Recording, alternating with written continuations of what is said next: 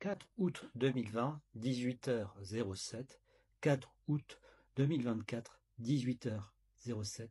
4 ans se sont passés depuis l'explosion du port de Beyrouth qu'on commémore aujourd'hui. 4 ans d'injustice pour les familles des victimes alors que les criminels courent toujours. Mais au final, il ne pouvait en être autrement. Ces derniers attendent qu'on oublie et que bon gré mal gré, on finisse par se lasser et passer à autre chose. C'est la même chose d'ailleurs pour les victimes de la guerre civile, déjà passées aux oubliettes de l'histoire. 4 ans sans que justice ne puisse faire son travail et pour cause, on connaît déjà les responsables. Je m'étais exprimé sur une chaîne de télévision française au lendemain même de l'explosion. Et déjà à l'époque, je faisais ce constat d'une justice qui finira par être bloquée en raison d'un système mafieux qui contrôle lui-même les rouages de l'État. Et évidemment, du port de Beyrouth. Il faut savoir qu'en dépit de différents affichés entre eux, ces mafias politiques en particulier finissent toutes par s'entendre derrière nos dos. Ces différends ne sont que des poses théâtrales qu'on jette en pâture à des partisans qui le croient encore. Entre un certain parti qui contrôle l'administration du port, un autre qui contrôle la sécurité, et tant d'autres encore qui contrôlent d'autres institutions nécessaires au bon fonctionnement de cette institution, un rapport d'ailleurs de la Banque mondiale montrait dès 2016 que le port de Beyrouth n'était qu'un gâteau, dont tous, sans exception, se partageaient les miettes. Ainsi, sortir une marchandise quelconque du port de Beyrouth coûtait autant que de l'acheminer même de Marseille à Beyrouth. Le ministre des Finances d'alors estimait même publiquement que 5 milliards de dollars étaient annuellement détournés, soit même plus que le budget de l'État, si vous pouvez imaginer.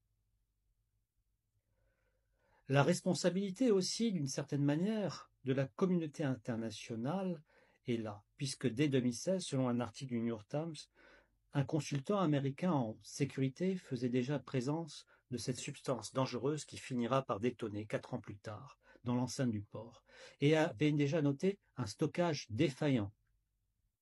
En ce jour particulier, évidemment, 4 ans après le drame de l'explosion du port de Beyrouth, une pensée particulière, non seulement aux plus de 200 morts et aux 6500 blessés de l'explosion, mais également à tous les martyrs de l'histoire du Liban. Au final, c'est surtout la culture de l'impunité qui touche ce pays qui doit être mise en cause. Ce ne sont pas seulement les immunités qu'il s'agit de lever, les rôles de chacun de ce drame qu'il faille accuser.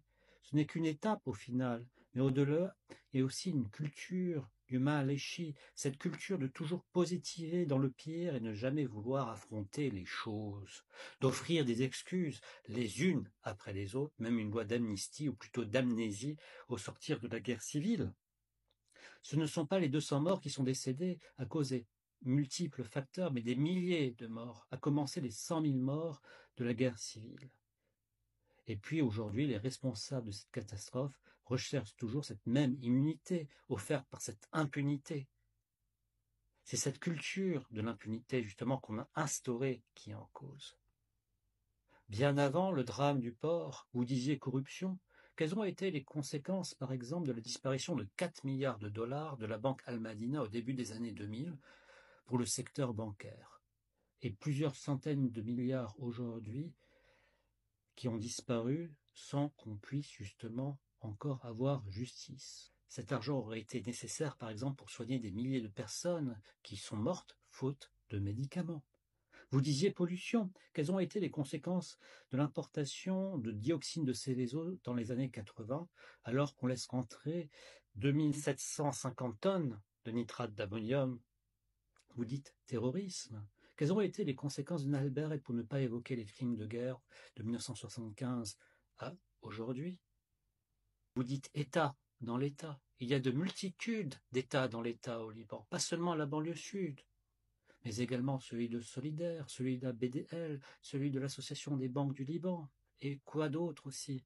Vous dites meurtre. On nous tue justement jour après jour, faute de médicaments pour les personnes souffrant de pollution, faute d'électricité pour certains hôpitaux, sans que cela ne puisse émouvoir ceux qui détiennent les cordons de nos bourses, et d'autres qui font toujours la fête. On pourrait continuer ainsi toutes les litanies d'un système qui ne fonctionne plus, mais toujours, il ne faut pas en parler.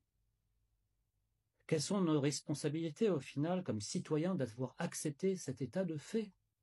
Les victimes de l'explosion du port de Beyrouth réclament justice. Qu'en est-il de la justice? A-t-on laissé les victimes de la guerre civile faire leur deuil jusqu'à présent? Le drame de Beyrouth n'est qu'un drame parmi les autres, différent des autres, mais dont les bénéficiaires, au final, ont été toujours les mêmes, et les Libanais, en fin de compte, toujours des victimes qui finissent par être consentantes, année après année. Ce sont effectivement les mêmes personnes et les mêmes réseaux qui finissent par profiter de la population, à faire des gains personnels, à abuser de notre confiance, sans que cela ne finisse par nous causer un quelconque problème. Au final, nous portons tous aussi une part de responsabilité. Il s'agit de la reconnaître, des responsabilités induites par l'acceptation d'une culture d'impunité vis-à-vis de responsables de ces états de fait. On leur a trop pardonné par le passé. Le Libanais, en effet, n'a jamais appris de son histoire. Il recommence les mêmes erreurs. Il n'a jamais réussi à devenir un État adulte, devant obéissance et respect à son zaïm. Et quand il ne peut plus, au lieu de se battre pour ses droits, il préfère fuir, fuir loin. Il s'agit peut-être aussi de finir par se battre et justement combattre cette impunité. C'est cet état d'esprit qu'il s'agit de changer. Je vous souhaite une très belle journée tout de même.